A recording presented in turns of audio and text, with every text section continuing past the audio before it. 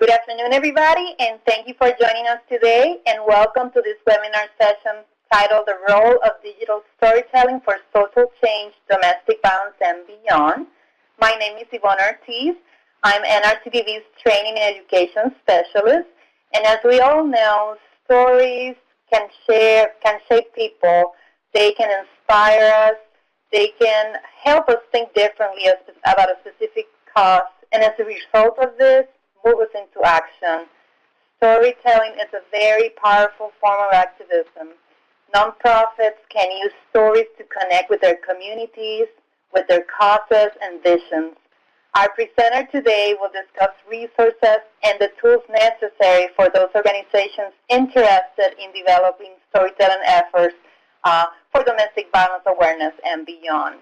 We are so excited to introduce to you our presenter today, Amy Hill. She's a wonderful, wonderful trainer and consultant on the ethics and practice of strategic storytelling and participatory media for health, development, and human rights. After spending 12 years coordinating women's health and violence prevention projects through California, Amy founded StoryCenter Silence Sticks Initiative, which since 1999 has employed oral history, facilitative filmmaking, and popular education strategies to support the telling and public sharing of life stories documenting injustice and promoting individual, community, and policy change. Amy holds a BA in British and American Literature from Scripps College and a master's degree in Gender Studies from Stanford University. Welcome, Amy. Thank you so much. All right. So I guess I'll go ahead and start now. Thank you, everyone, for joining, and thank you NRCDV for hosting the webinar. I'm really happy to be here today.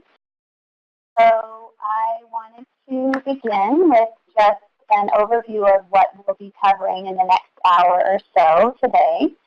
So first, for participants who are not familiar with our work here at StoryCenter, I'll offer just a bit of background about the organization. And then secondly, I'll touch on some of the reasons why storytelling, specifically personal, can be so powerful in the context of domestic violence intervention and education. Then I will give an overview of kind of what has become our core methodology here at StoryCenter, which is the digital storytelling workshop methodology. Then we'll look at a little bit at how people are thinking about impacts of digital storytelling, going over a couple of case studies of collaborative projects that we've worked on.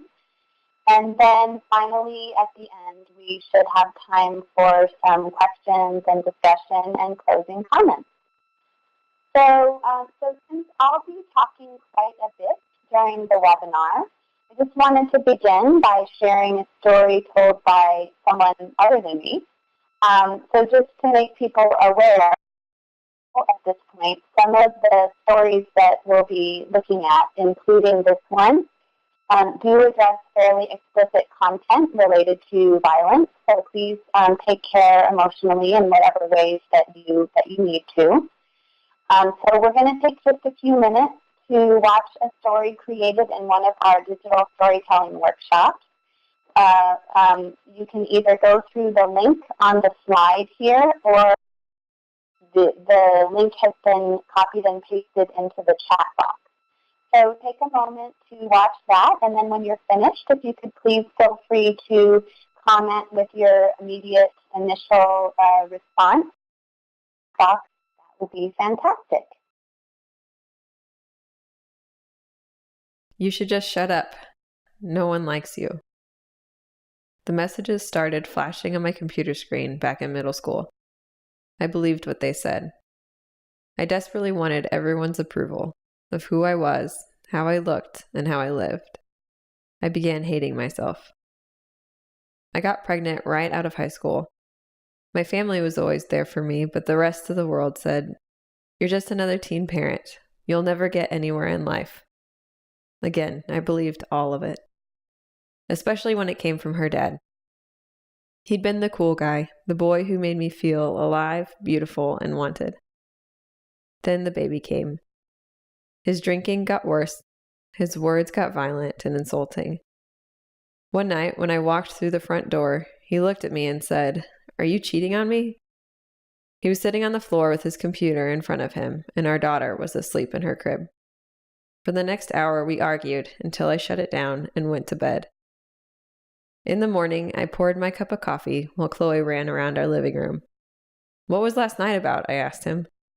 He looked me dead in the eye and said, "What about last night? You came home and went straight to bed." "Okay," I said, and went on with my day. But this started a pattern. He would start arguments and then deny they ever happened. I began questioning everything I did. He told me, "You should go see a doctor. Something's wrong with your brain. I'm not sure I feel comfortable leaving Chloe alone with you anymore." My heart sank. I began thinking I should see a neurologist for my daughter's safety. But as it turned out, I was not the one putting her in danger. One day, I came home to an unlocked door, a screaming daughter, and a drunk, passed-out husband. I was done. I picked up Chloe and left. The next couple weeks, I never had a moment of misjudgment, never forgot a single conversation, and never imagined an event that did not happen. He had been messing with my mind. It took another 6 months and him getting in a drunken car accident for me to really move on. As I cared for him in the hospital, I thought about the wings tattooed on my back. They had been a symbol to remind myself I could fly out of any situation. It was in this moment I allowed myself to be free.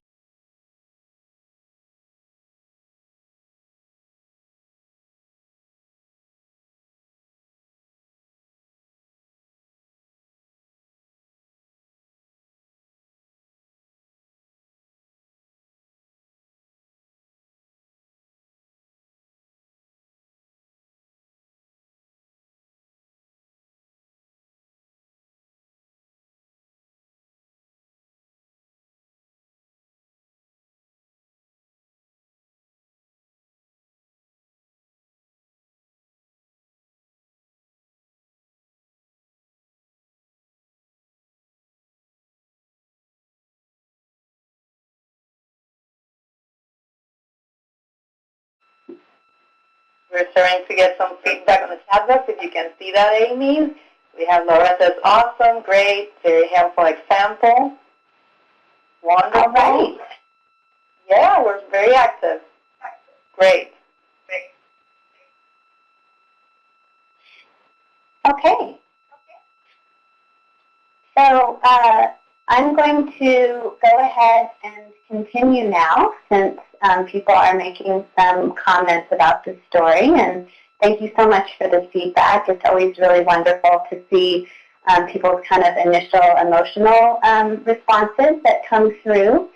So that story was created in a workshop that we led early last year, actually, with young women health educators with a teen pregnancy prevention program in Texas. And I think it's a really great example to start with because it's really told from a position of strength, even though it touches on some very sensitive topics. And it's also a great example because that workshop was a wonderful example of how to begin from the premise that stories can be shared publicly and then weave conversation and guidance about how storytellers can feel safe and strong about what they decide to say and show in their stories. And I'll be saying more and can say more about this later during the webinar.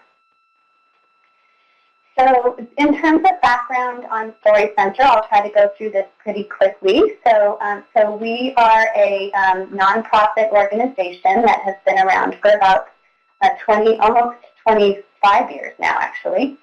As far as we know, our founding director, Joe Lambert, and his colleagues in the early 1990s coined the term digital storytelling. And as people are probably aware, this is a term that is currently used to refer to a pretty wide variety of media production methods, or different approaches to making media in lots of different sectors.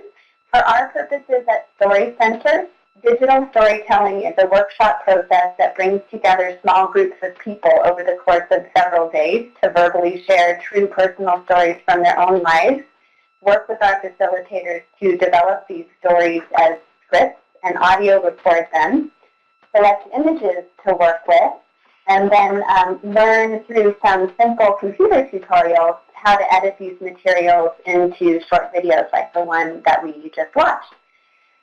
So we have a really extensive experience on our staff and among our network of contractors, and we've trained thousands of people around the world on developing these stories. And the work of our organization was really born out of a desire to bring some of the interesting community arts practices that originated in the 1960s in terms of arts for social change and community engagement into the new digital environment, and to essentially democratize cultural and artistic practice.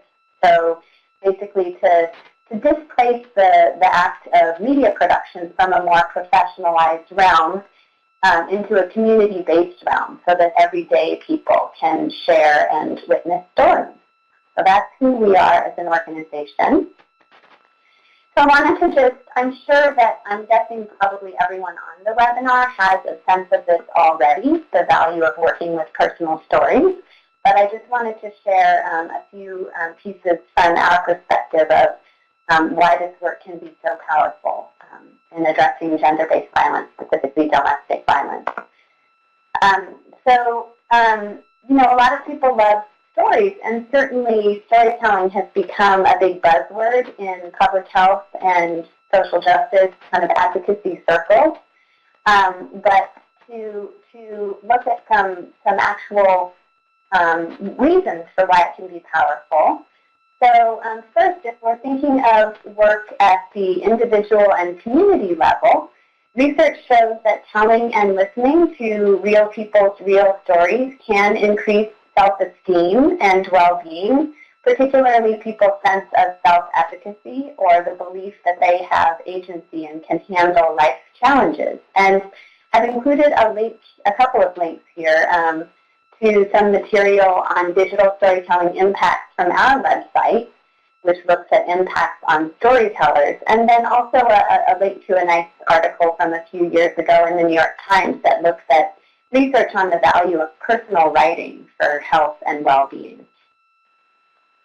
And then secondly, from the public health perspective in that world of public health, I'm guessing people may be familiar with the idea of health literacy, and it's really defined as the degree to which individuals have the capacity to obtain, process, and understand basic health information and services so that they can make appropriate health decisions. And storytelling work brings across factual information along with the human interest perspective, drawing upon emotions. And so in this way, personal stories can prompt reflection on the part of listeners or readers or viewers, and this allows them to apply what they've drawn from the story into their own life situations and then act accordingly.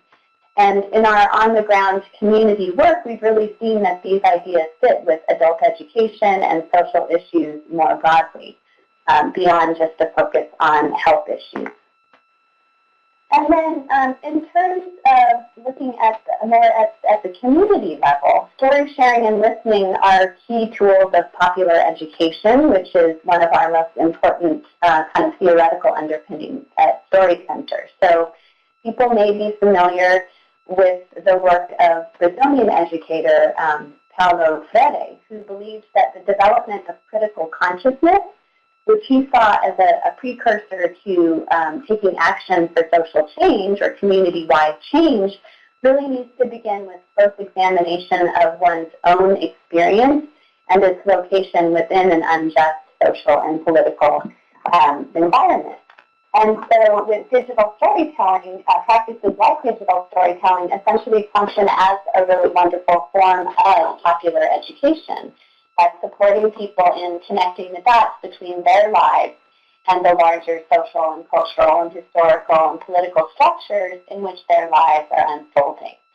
So as they share these personal stories and make these connections, they bond with each other around a shared sense of purpose and can become mobilized to speak out for change. And the link in the slide here leads to some information overview of some of Paulo Freire's ideas. All right. So in terms of sharing and listening to personal stories, this has also been shown to build solidarity among groups and help communities bond across difference, and to spur people's desire and involvement in change-making activities. And our work last year with Grassroot Soccer especially bears this out. So the link in the slide here, which I encourage people, you don't have to look, in fact, actually I should have said, or maybe Yvonne said it already, that there will be copies of the slides with the active link, so don't feel like you have to follow all of them now. But this is a link to a really wonderful research study done by my colleague at Grassroot Soccer that showed specifically that participating in digital storytelling can spur young women to take part in community building and community mobilization efforts. And then finally, to those of you who've been involved or who may be involved in policy advocacy kinds of work, you don't need the research that I'm pointing here to know that storytelling, and particularly personal testimony, can have an influence on legislative decision-making. If you only look at one article here out of all of the ones that I'm pointing to on the slide, I'd suggest the piece that's available through the first link by a researcher named Jeff Niederdeck, who's at Cornell. And it looks specifically at the kinds of stories and the kind of story framing that can be really key for policy advocacy. All right. So now we come to some of the specifics of digital storytelling methodology. So the focus of the initial focus of the digital storytelling workshop process is on supporting participants in a workshop in identifying what personal story it is that they would like to share as a short video.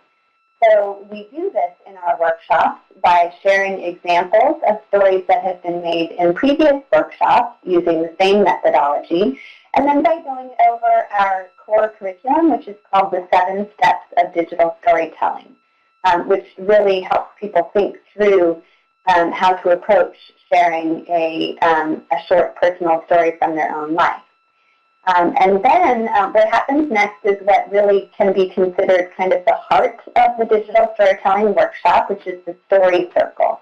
And so this is when people in the workshop, the participants, take turns verbally sharing their stories through a facilitated process and receiving input and feedback from their fellow participants. And when this is done well, this is really a chance for the participants themselves to connect and strengthen their relationships with each other and to kind of build on and give feedback to one another. So it's not sort of a top-down teacher or facilitator directed process. It's one of our holding a safe space for participants to kind of unfold their own stories and talk with each other about what stands out and what's powerful and what they would like to focus on in their videos.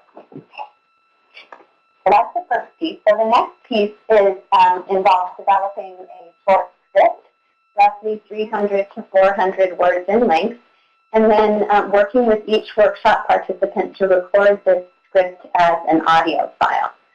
And so based on the feedback that people have received in the story circle, and then supported by one-on-one conversations that we as facilitators have with the participants, the storytellers draft and refine their scripts.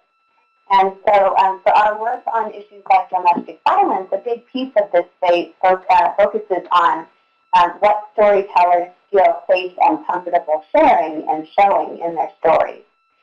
And just to say, for people who aren't comfortable as writers or who may have literacy challenges, or if we're working across languages, which we do quite often in our workshops, We support this process by documenting what people have said as written text on a computer and then essentially prompting participants line by line as they record their scripts.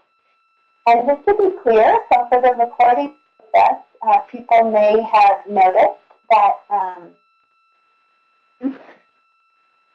sorry, I got another call on my phone. Just send it to voicemail. Sorry about that. So unusual, I never get phone calls. Just to say, for folks who, for the recording, we don't actually use video cameras, and there's for that, which is that often people feel a little bit uncomfortable and nervous when there's a video camera in their face, even if it's a little iPhone camera. So we have found that for our process, it works best to do audio recording, more like recording for radio or podcast. So that's how we do the recording. And you may have noticed with the piece that I shared at the beginning of the webinar that there is no voice on video. So there's some video clips, but they're all covering the recorded audio clip.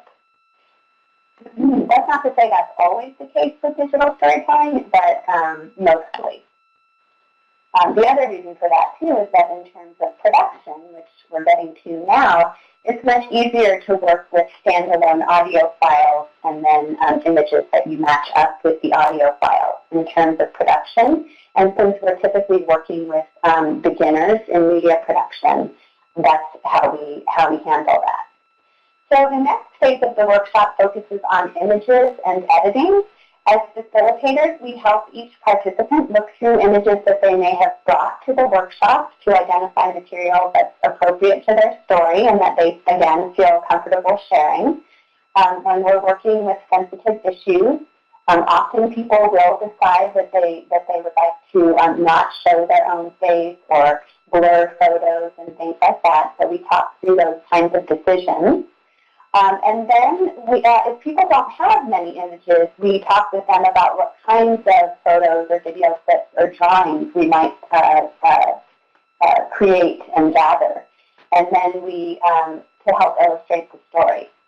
And then we guide people through a really simple hands-on computer tutorial that shows people how to create a rough draft edit of their digital story.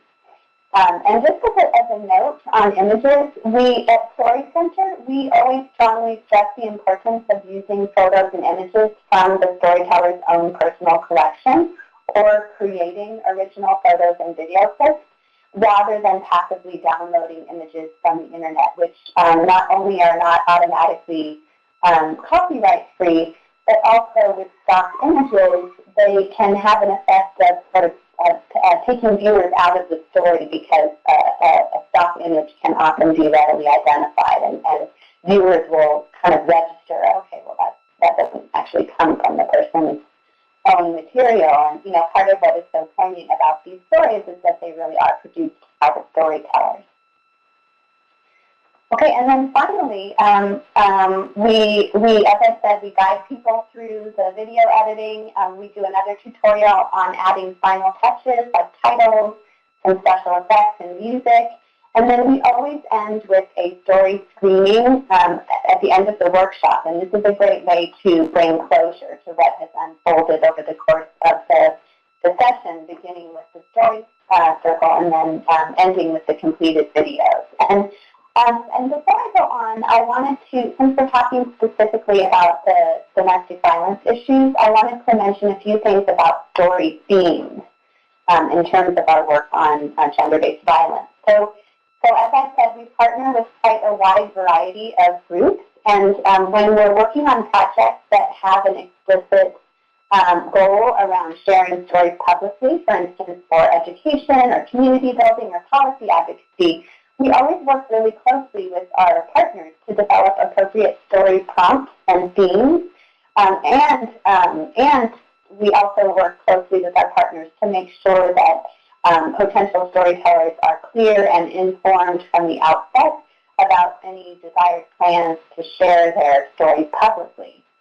So essentially, the more we know in advance about what impacts are desired and at what levels, but then we are to kind of refine the approach that I've just gone over to achieve this in terms of how we talk about participant outreach and recruitment, how we talk about the kinds of stories that are being sought, how we guide confirmed workshop participants through the process of determining what their story content will be, and then also how we work with storytellers and partners to share stories. But we'll talk more about that when we get to our case studies. And then just for your reference here, I have included a link that you can check out later to our ethics guidelines, which really inform all aspects of project planning and implementation, and especially stress the need to protect and enhance storyteller well-being through very careful kind of living consent processes and ongoing engagement with workshop participants before, during, and after the workshop. So people might be interested in that. So I'm just going to pause for a moment about, before I go on, because I see a question in the chat box that's really relevant to this slide, which is, can you say what the 7 steps are? I can just quickly list them off, and then so we have a cookbook.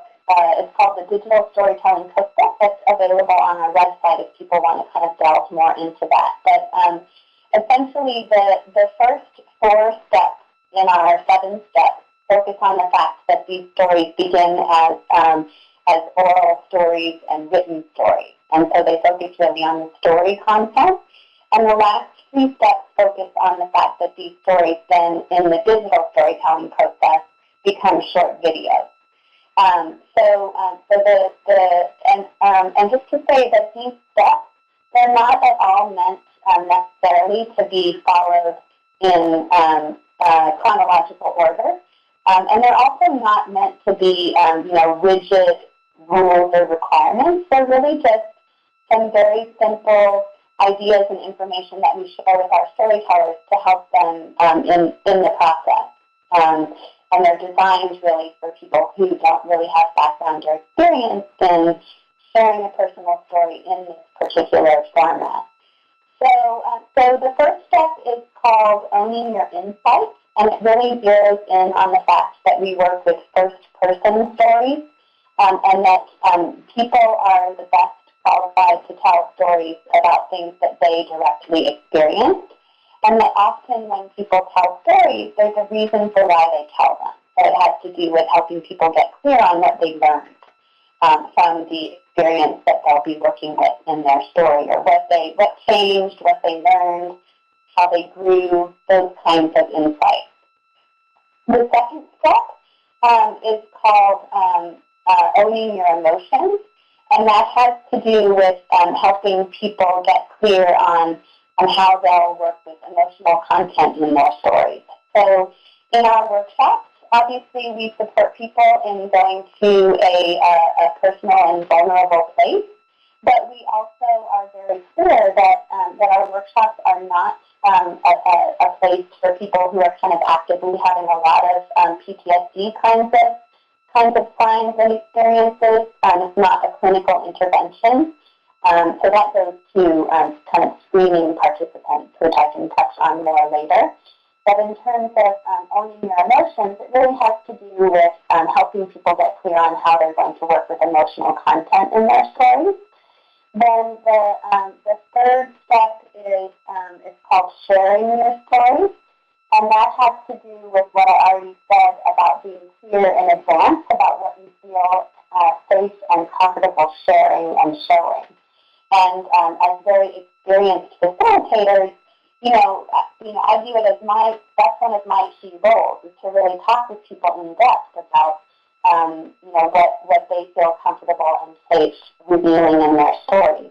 Because quite often it happens that people will share more in the story circle than what ends up in their finished story. And then the fourth step is probably kind of the most important step for our work, and it's called finding a moment. And that really has to do with helping people distill their story down into one or two or a couple of specific moments that occur heard that they can kind of hang the story around. So we always make it clear that our process is not appropriate for sharing your life story. We're talking about 2 to 3 minute videos here. We're not talking about oral history or long documentaries. And that the stories work best if they zero in on a very specific moment that can kind of illustrate what the person's trying to say. And then the last 3 focus more on the video production piece. So we have seeing your story, hearing your story, and assembling your story. And those have to do with, first, with seeing your story. Of course, that has to do with how you develop a visual treatment that supports the story and enhances it, rather than simply, just literally showing exactly what you're saying in sort of a repetitious way. We support people in being more creative and working with visual metaphors and things like that. Hearing your story has to do with the quality of your voice recording and helping people understand that, digital storytelling is not giving a TED talk or making a speech, and that the idea is to really just sound like you're just chatting with a friend or family member. And it also has to do with things like soundtrack and sound effects. And then assembling your story has to do with pacing and timing in terms of video editing.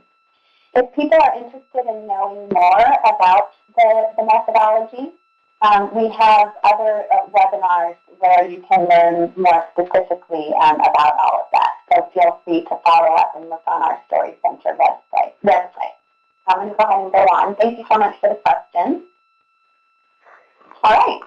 So now, pretty soon we'll get to the case studies and watch some more stories. But first I want to talk just a bit about impact, because, of course, as all of you probably have experienced in your work, supporters and funders tend to be really intensely focused on identifying and naming impacts of different strategies. So I wanted to give a bit of a sense of how we work with this at StoryCenter and with our partners. So just to say, this model is really loosely based on what's called the social ecological model for public health. And it's also based on principles of social and behavior change communication, which is otherwise known as SBCC, which is something that is talked a lot about in international gender-based violence prevention kinds of circles. So the light blue circle that I just got up there on the left, that really looks at the impacts on storytellers of participating in a digital storytelling workshop. And again, the workshops really offer an incredibly safe and supportive environment in which people from teens all the way up to elders and from all walks of life can explore meaningful stories and their own histories and reflect on how they got to where they are. And the opportunity to share lived experience provides such an amazing platform from which to then engage storytellers in addressing issues in the community, and from which to build their skills as community leaders, spokespeople, advocates, that kind of thing. And then participants are also able to reflect on how their own experiences are situated within the larger context, and become kind of cohorts of community members really well positioned to take leadership.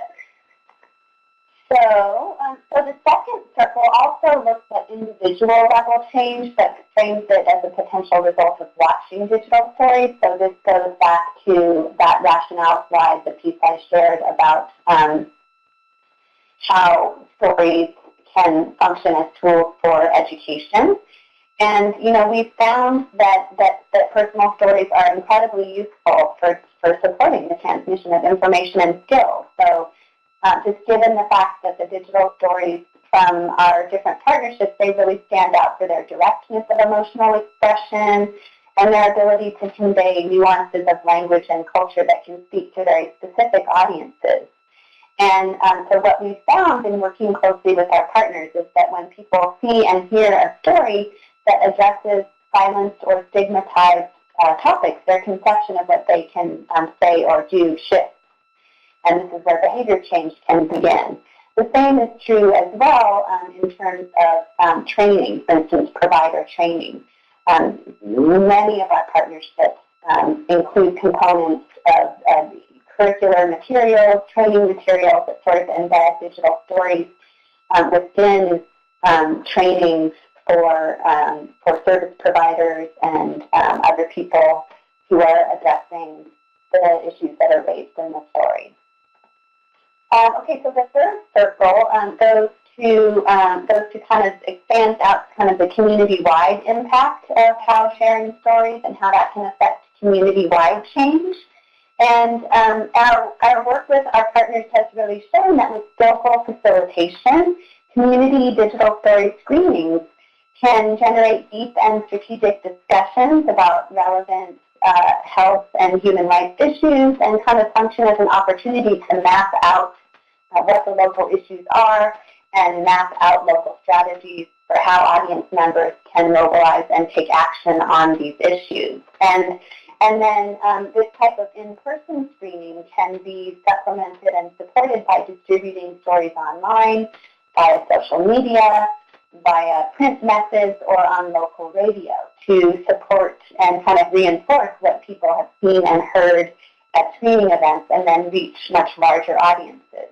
And there is actually research from that kind of world of social behavior change communication that shows that reinforcing stories and messages over time, multiple times, can contribute to achieving shifts away from unhealthy social and cultural norms and towards healthier norms and views.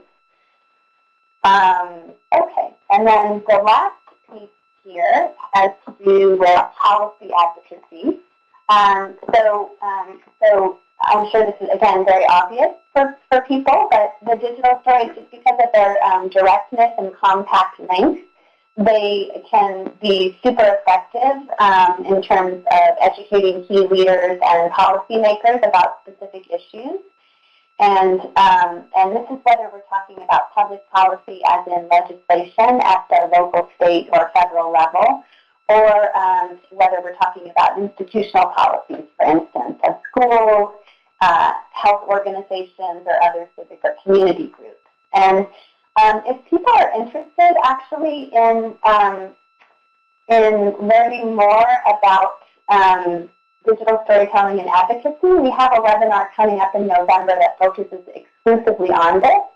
And I don't have the link on me, but maybe when you're watching a story, when we get to the next slide, I'll find it and I'll paste it into the chat box if people would like to know more about that. Just to be clear with this model, of course, there's a lot of overlap amongst the circles, and they don't necessarily happen in a particular order other than obviously the development of stories and working with storytellers happens first. All right, so... Amy, before you continue, we have a question. Oh, I'm sorry. And it's, do you have any readily available tools or questionnaire which can be used to measure the impact on the storytellers? You know, we don't have any sort of, template or, boilerplate stuff that we really share because all of our material developed for specific partnerships would be really, local and specific to a given project. But if you email me after the webinar, I'm happy to dialogue with you and try to find some things that might be useful for what you're looking for. We do have a really, really simple kind of customer satisfaction type of survey, like that type of thing, that looks at how the storytellers experienced and enjoyed the digital storytelling workshop. But it doesn't so much look at, further out impacts on storytellers. So I would suggest that you look also at the link on the slide that I mentioned. I think it's on the slide about rationale. That it leads to a page on our website that looks at digital storytelling impacts, and it talks about several different project evaluations that were looking at impacts. Thank you, Amy. Yeah, no problem. Okay, so now we come to the more interesting, another more interesting part of the webinar, because you get to watch another story and you don't have to listen to me talk anymore. So we're going to look at this project that we've been working with San Francisco-based Asian Women's Shelter, which people may be familiar with or maybe not. But again, if you could please either follow the link that's provided here through the slide, or we can copy and paste the link into there. There it is. So now the link is in the chat box. Please take a few minutes to watch this story, and then we will come back and talk about it. And please, again, if you could please share your initial responses and reactions in the chat box, that would be fantastic, because then I know when to continue.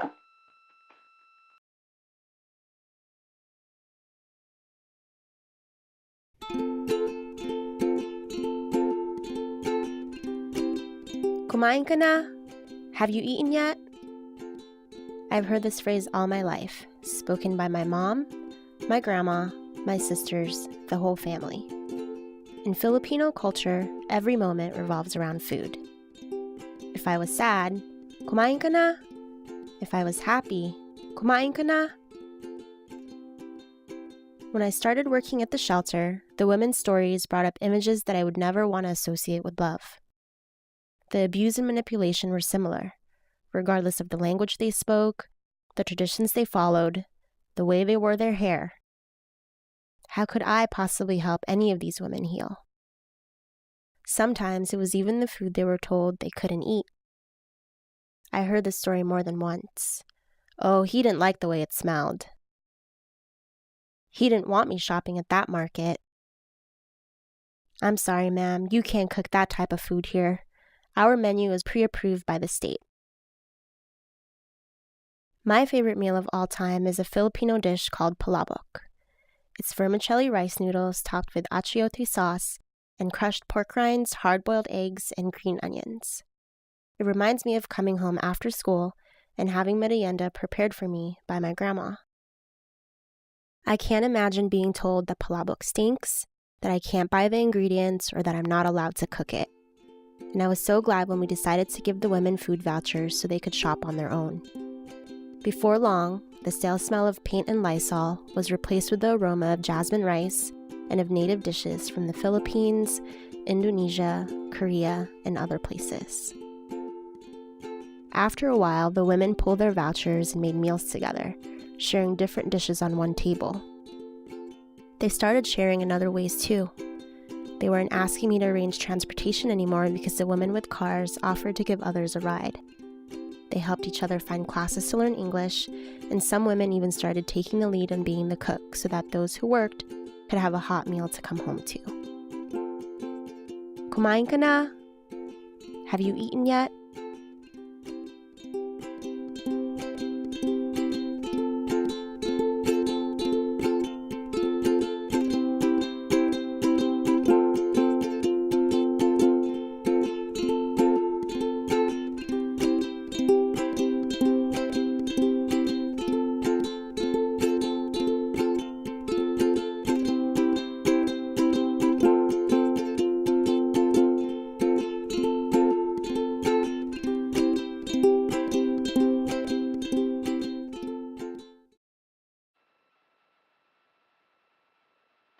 Okay, we're starting to get some feedback, Amy.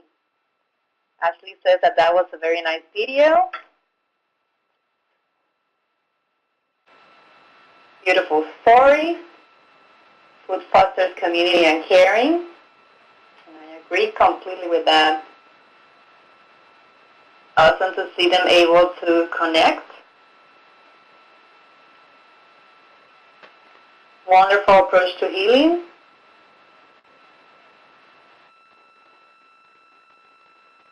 Now, again, being able to prepare your own food is very important. Go ahead. Wonderful. So I'm going to go ahead and continue now.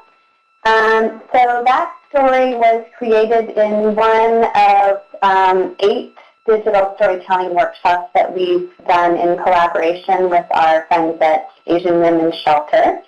And AWS was able to secure funding for the project by integrating it into some larger Office on Violence Against Women technical assistance grants that they had. And so just to give some background, so the order and the structure of the workshops was really intentional.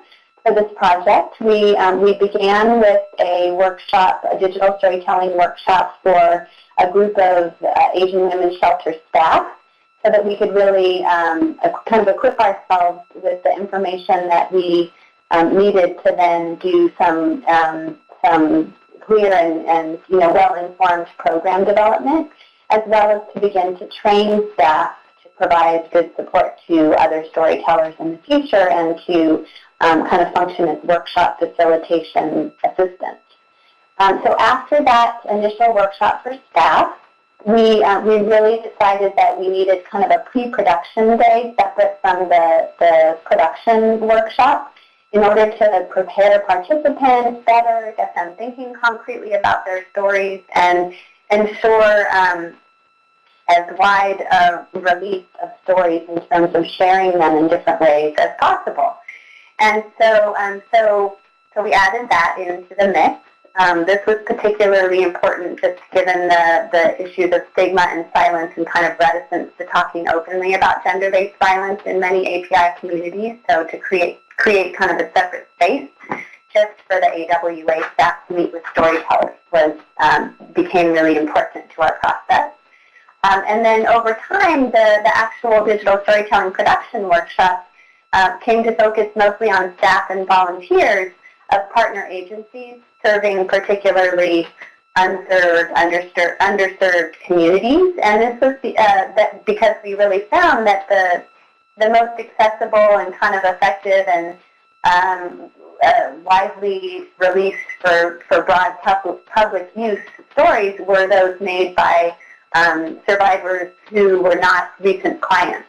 So essentially survivors who were staff, volunteers, language advocates, workers, etc., of organizations. So, these were storytellers who were not in the middle of their trauma stories, who were not still struggling to rebuild their lives at the very real and practical levels at the time of the storytelling.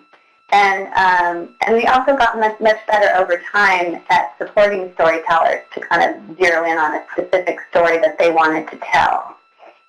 So far, we've produced stories, I think, in about 15 distinct API languages, working with interpreters and translators as we need to. And so AWS has been sharing the stories in some really wonderful ways. So they've shared stories in trainings for their own constituencies, as well as locally and nationally. They've used them in trainings for attorneys, trainings for local and federal law enforcement, trainings for prosecutors, trainings for bilingual advocates, and of course presentations at conferences. They've also shared the stories as part of their kind of grassroots community engagement programs to address violence and trauma in immigrant and refugee communities here in the Bay Area. They've shown them at Asian Women's Shelter fundraising events to kind of deepen supporters' understanding and commitment to their organization's work. And then before I go on, I think I'll just share one really wonderful story from kind of a success story from one of the participants who she speaks a language that we worked with that actually has no written form. She's from Laos. She's a refugee, and she has no way of showing her children or her grandchildren her home, their ancestral hills, mountains where she came from, and the ways of life and what she went through with the war and all the changes that she and her mother and grandmother had to endure. And so she really never thought that she could do this, just given the language issues that we supported her in making her story in both Mian and English. And in fact, that storyteller is actually, that story is actually on we have a beautiful DVD called The Right to Her Story. That's a collection of women's human rights stories from around the world that has a human rights training curriculum that's embedded with it. Anyway, and then, more importantly, she showed it in her living room. So the first time when she shared it with her with her children and grandchildren. So that was a really great example of, supporting somebody who really otherwise would never have had the chance to develop a story of this kind in making a really important, powerful story. All right. So, and yes, definitely the work with survivors has been profound all around. So I'm going to continue so I don't run out of time. So now we come to our second case study example. I thought it might be nice to share an international project since we're kind of working up towards the 16 days of activism around gender-based violence. So let's watch another story. I'm bringing it up here, and then we'll copy and paste it into the chat box. There it is. Thank you so much.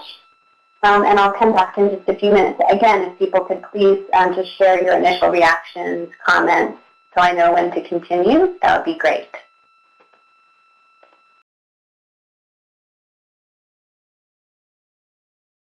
We met at school. She was a beautiful girl, so alive. I thought she was the woman I wanted to be with. The first time I asked her out, she said no, I'm straight. I don't date girls. But I kept on, and finally, after a year and a half, she agreed. At first, it was love. We were there for each other, we comforted each other. But then slowly, it seemed like she wanted to take control over my life. She started to beat me up because she got jealous if I would chatted with other girls. She would even hit me in front of my friends. We had been dating for about 6 months, and then over the Christmas break, she went to Eastern Cape, and I went to visit my family. That night after we came back to Cape Town, I was standing at the sink doing dishes when she said, I'm pregnant. She said, I'm so sorry. I didn't mean for it to happen. For me, at that moment, I felt like I could accept it. Even through the abuse, I still wanted to be with her. But as time went on, I understood I had forgiven her because I didn't know what else to do. I felt trapped, so I started dating someone else. She got so angry. She confronted the girl and told her to break things up with me. After we went back to my house, we both swallowed a bunch of pills, but it didn't work. It just kept getting worse. Once she hit me with a brick on my head. I felt dizzy. My eye was swollen and blue. I didn't talk to anyone about it. It's not that I was afraid of her or that I didn't have the power to fight back. I did. But I had promised myself I would never hit a girl. Finally, I told my mother. She told me to get out. It wasn't easy, but over the next few weeks, I ended it. It's only now, years later, I've realized it was not my fault. Any of it. She had told me a sad story about her life, so I felt like she needed me. I thought I had to be the one who was strong for both of us. But being strong doesn't mean taking whatever someone throws at you.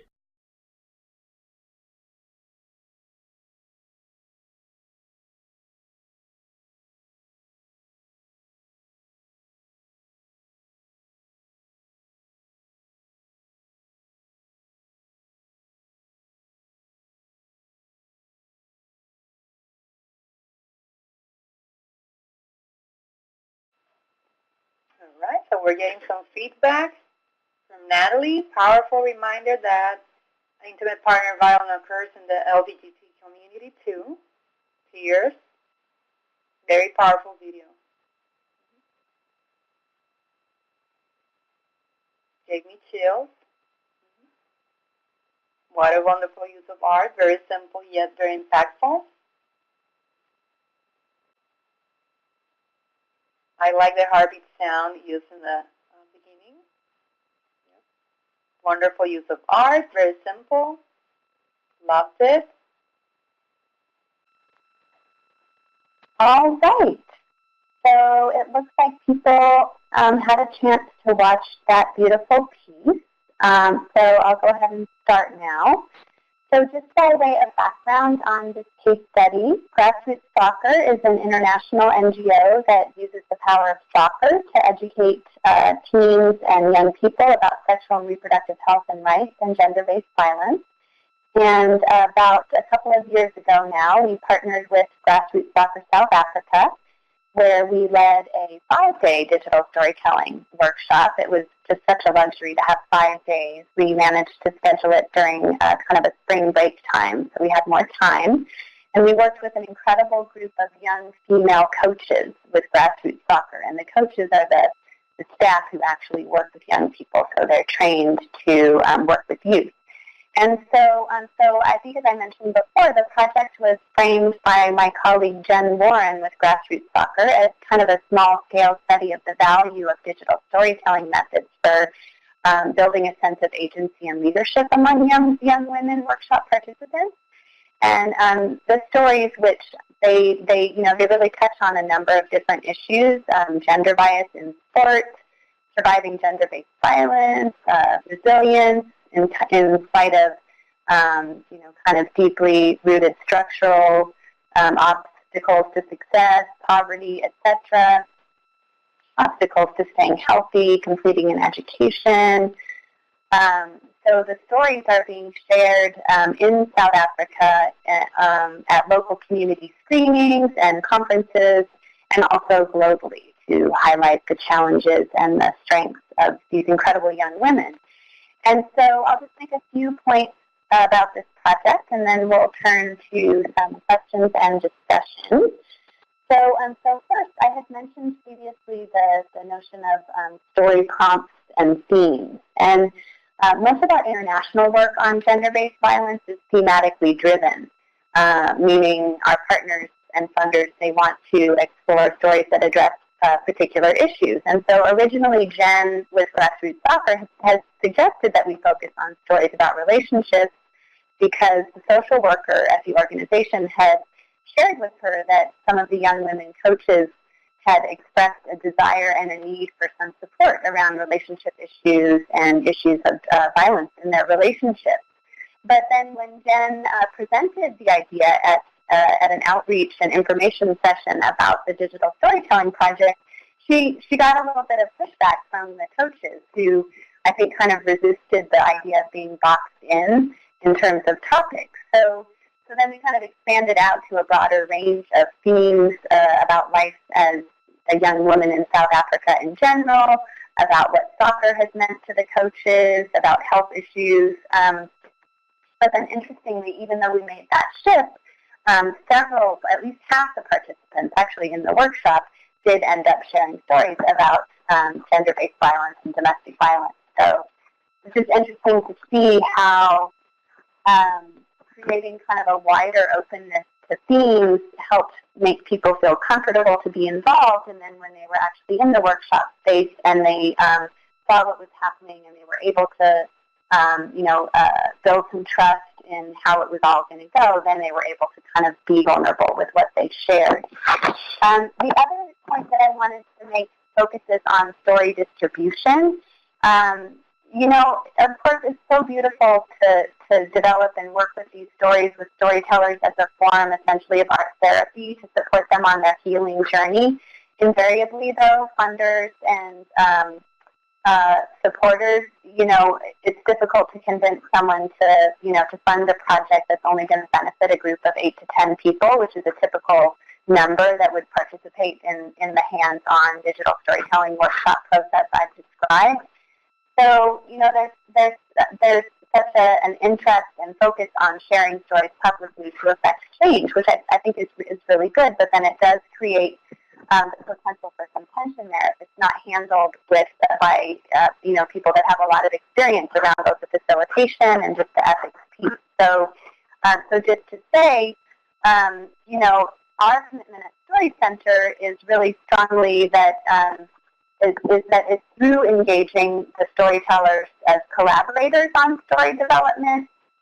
This is what truly leads them to feel comfortable with the idea of sharing their stories. So, so I don't go in and say, this is a chance for you to share your own true, authentic story. from your own life and then sort of spring a release form on people. I go in from the outset and say, this is a chance to share a meaningful story publicly with your peers, and you'll work with the group and with the facilitators to develop something that can feel important for you and for your community. So I think that's just kind of an important distinction there. And, part of this also means respectful processes of transparency about project goals and story release. Again, people can look at those ethics guidelines if you'd like to know about our approach. And,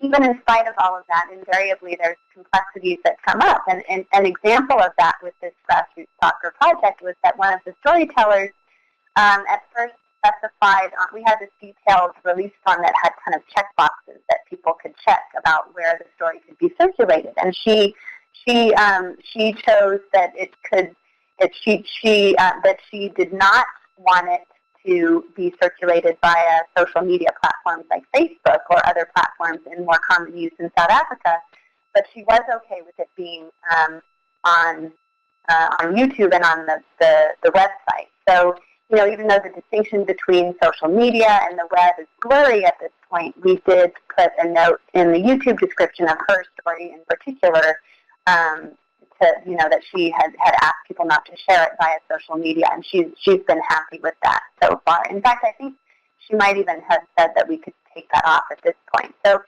sometimes it's a gradual process of people building up to a place of comfort of having their work shown more broadly. And then if people would like to watch more stories from that project, you can find them in the link on the slide. So we're pretty much to the end of what I had prepared for the webinar, but I wanted to turn now to questions. And so, Yvonne, I don't know if you want to activate people's mics or if we want to just have me respond to questions in the chat box, but I'm happy to take questions. So please go ahead and type questions in the chat box. Yes. Let's do that. Let's just type in the chat box, and I want to check with Bracken. She is managing our chat box to make sure that we didn't miss any questions earlier. And take your time to post your questions. Nope, didn't miss any questions. Looks like everything's been addressed so far. Thank you, Bracken. Okay. Naomi is just thanking us for all the information. And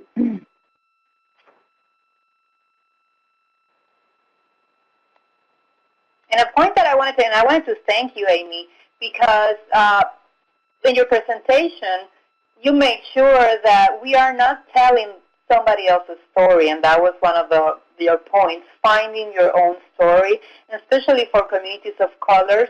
We experience that a lot, that somebody else is telling our story.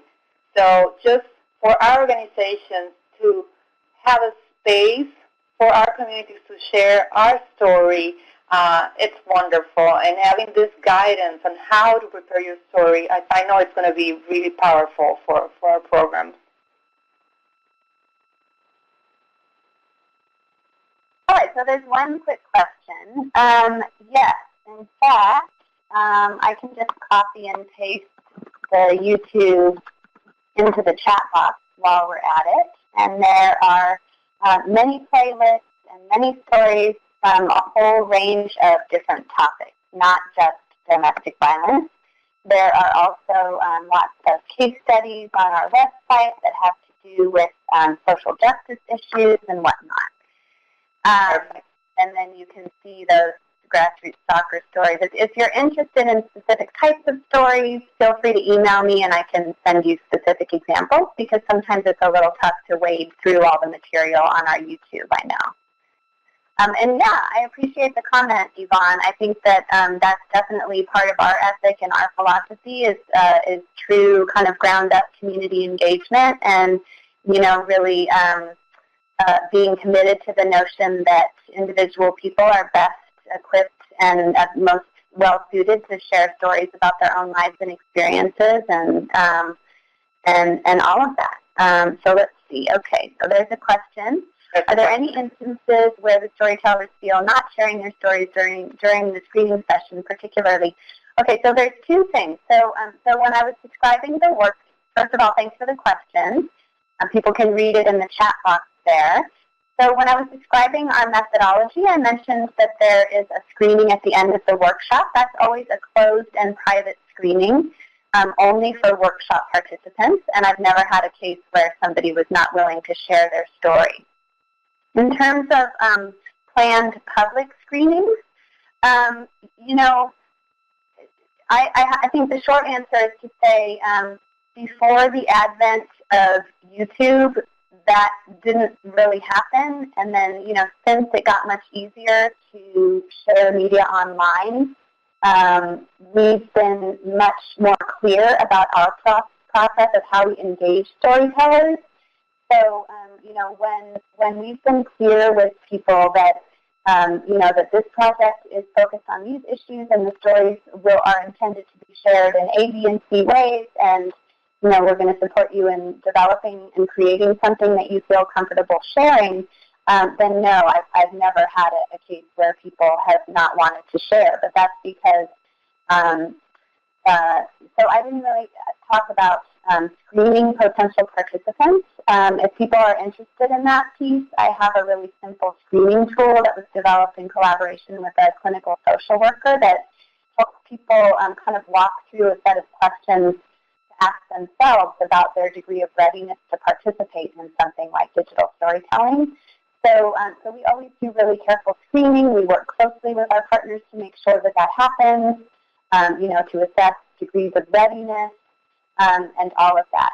The only exceptions that I would say would be in the context of some of our work in partnership with academic institutions. So, you know, for instance, we did a couple of big projects with some colleagues at University of Massachusetts that focused on pregnant and parenting teens, and you know, because it was framed as a research project, the informed consent was a little bit different, and you know, and some of the, as well as the process around, you know, sort of guidance and story themes and how we talked about whether or not the stories would be shared publicly. And because some of those stories were so vulnerable and some of them were by minors, some of the storytellers did decide not to share their stories, but the majority did. So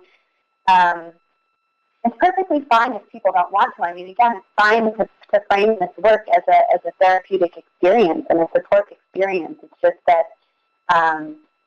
that with, especially with developing, you know, doing the whole video production process, it's a little bit challenging to get funding just for that kind of art therapy process. So I hope that's a good answer. And Amy, a question. I'm not sure if we share the link for your ethics screening document, or is that available on the website? It was on one of the slides, and I can find it really quickly and paste it into the chat box. But that could help clarify some of this as well. Okay, I think it was just posted. Okay, thank you, Justine. So we have another question. Okay. And what kind of feedback do participants share with you after telling their stories? You know, overwhelmingly positive. Again, you know, the kind of published literature on this is pretty sparse, but we do have some really nice findings in an impact section of our website that's in the Silent Speak section, and I know I linked to it from one of the slides, but if you can't find it, just email me and I'll share it with you. But, you know, the feedback, there's kind of two types of typical feedback. You know, one is, I feel like a new person because I've shared this thing that I've been carrying around with me forever, and now it's not inside of me, it's outside of me. So kind of like the cathartic impact of actually vocalizing a difficult experience. And then the other kind of key piece of feedback typically is I've bonded so beautifully and learned so much and, you know, gotten something so profound out of this experience that I now want to share my story and get involved. So again, you know, I didn't bring in a lot of heavy theory, but if you look at some of the literature on trauma, particularly Judith Herman's pioneering work of many, many years ago, which people are probably familiar with, her work on trauma, one of the things that she says is really key to people moving through their trauma and sort of proceeding on a kind of a healing journey, if you will, is actually, there's two things. One is sharing your story of what happened within a group of compassionate listeners, and the other is actually taking action in efforts to create change. So what we've heard from storytellers is really consistent with that in terms of the value. Wonderful. Okay, so I see that Natalie has another question. What are your strategies for engaging folks who might be intimidated by the digital aspect of the process? For example, they might not be tech savvy. Mm-hmm. That's a great question. So, honestly, our process is so bare bones and stripped down in terms of the tech, and it's such a tight process in terms of the sequence of activities and how they unfold that this hasn't really been too much of a problem unless we're talking about in some cases elders or working with elderly people who just have either frankly, most of the time it's like, well, I want to share my story, but I'm not interested in learning how to do editing, which is totally viable and fine, and so in those cases, we work with people all the way through the image gathering and creation phase, and then we might do the editing. But otherwise, honestly,